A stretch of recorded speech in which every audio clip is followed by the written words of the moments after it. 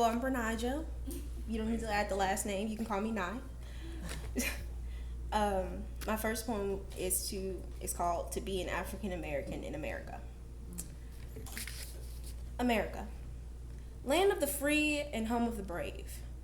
I was once asked in school, "What is it to be an African American in America today?" I didn't answer because I knew if I did, my words would be seen as hostile, no matter how softly I spoke. My truth would be twisted as a threat, and they would shut me down. So, what is it to be an African American in America today? It's to be angry. All spark and no sizzle, all bite and never bark, maybe bark a little. It's all to be angry. To be African American in America is to be misjudged, to be the box in the garage that everyone seems to look at and assume that there's dust mites and spider webs. To be the book that everyone judges but no one ever really picks up to read. Come on, sister.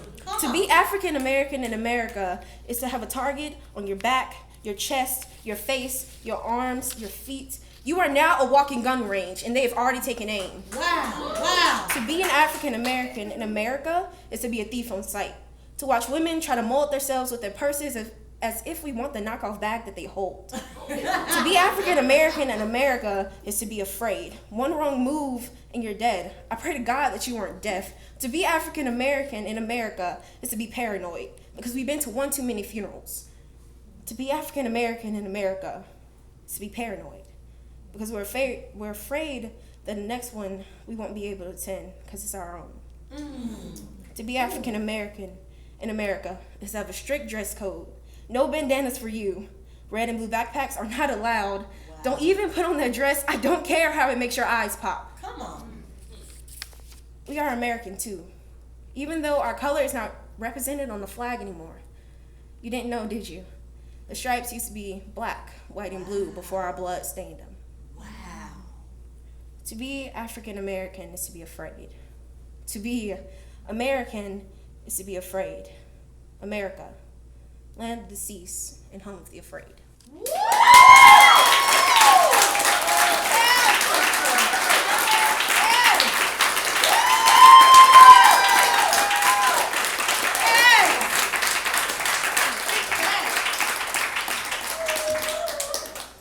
Okay. Less nervous, good. Okay. The next one is called A Sinner's Plead. I feel as if I should start off with Dear God, but I feel like that's cliche, so. Lord, when I Googled this, they told me to be on my knees. But how can you hear me if I am further away from you? They also said to be in silence, but I choose to speak louder so you can hear me above everyone else. Father, my sin has flourished. The single brick it was in my stomach has built into an entire building. I am literally a temple. I can now feel the discoloring of my soul and taste the bile on my tongue whenever I speak a lie. I have sinned. I was told this is like a nightmare.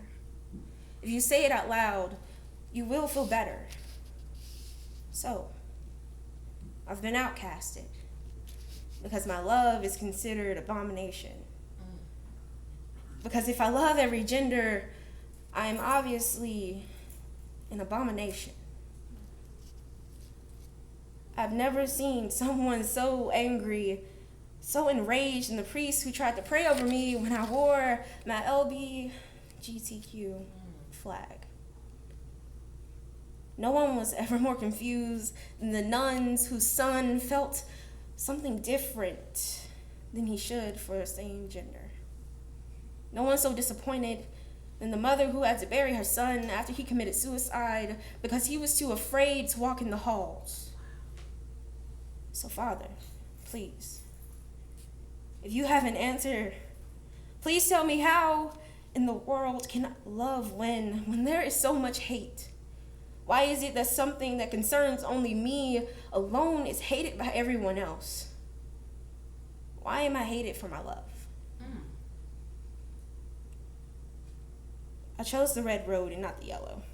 I bit the branch, not just the apple.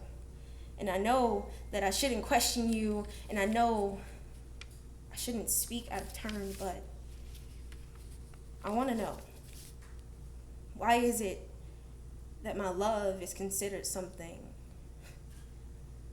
so sinful when there is nothing, when nothing I feel is a sin?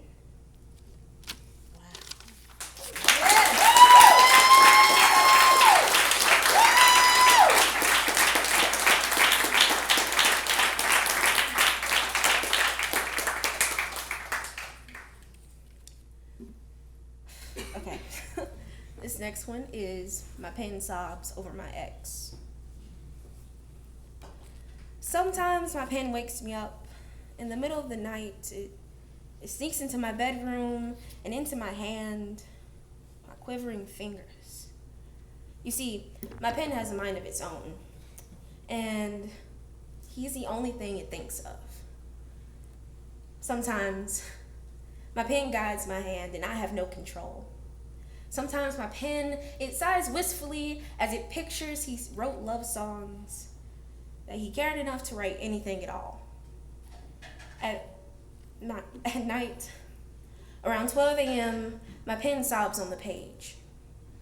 And it comes out as chicken scratch, and I can hardly understand what it says. My pen writes him love letters. You see, they come out so beautifully that it scares me. It's almost as if it's obsessed. And sometimes it writes hate letters when he doesn't reply back in the right amount of time, and it comes out like a bruise on the page. It's a black and blue canvas I label Midnight Thoughts. Sometimes my pen forgets that he doesn't know it anymore, that he has grown into a jungle instead of a single tree like it once predicted, and I wonder if he knows that sometimes my pen sobs on the page.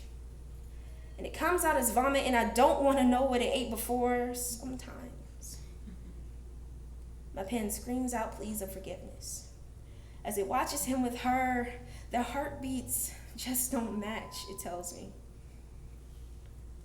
You know, sometimes my pencil argues with my pen. They become an old divorced couple that never learned to let go, that never learned to let him go. Sometimes my pencil coughs onto the page, but it disappears in midair. Sometimes it gasps as he drowns it again, just as it learns to swim. My pencil coughs onto the page, but it disappears in midair. You will never know what it wanted to say. And at 4 a.m., when I finally fall asleep, my pen sobs onto the page. It comes out as chicken scratch and vomit, but I know it spells his name.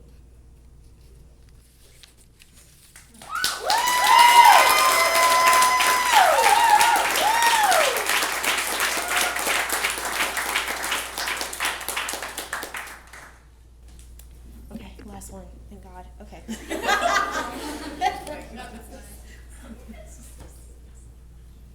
I am not a love poet.